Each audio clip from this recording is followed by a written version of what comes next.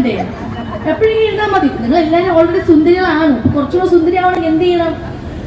Beauty parlour വരണം. ആരെങ്കിലും പോണ്ടെന്നെല്ലാം പറഞ്ഞിട്ടുണ്ടോ? വീട്ടിലുള്ള കാരണവരെല്ലാം പോണ്ടെന്ന് പറഞ്ഞോ?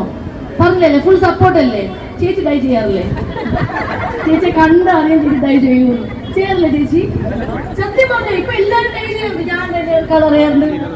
ചേച്ചി പുറത്ത് പറയണം, അതൊന്നും പ്രശ്നമില്ല. ഞാൻ ഒരു മാസത്തിലൊരു എനിക്ക് തോന്നുന്നു 5-6 തവണയെങ്കിലും ഞാൻ സലൂണിൽ പോകും. പെഡിക്യൂർ ചെയ്യാനും മാനിക്യൂർ ചെയ്യാനും സ്പാ ചെയ്യാനും ഹെയർ കളർ ചെയ്യാനും ത്രെഡ് ചെയ്യാനും ഫേഷ്യലിനൊക്കെ ഞാൻ പോകും. അത് പറയണതിന് ഒരു നാണക്കേടും ഇല്ല.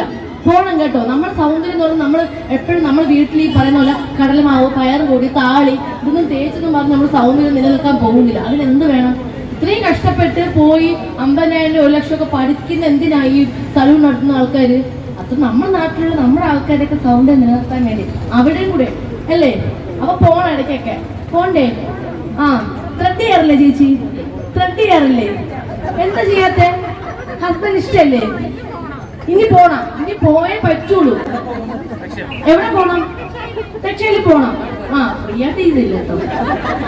റിലേറ്റീവ് ആണോ?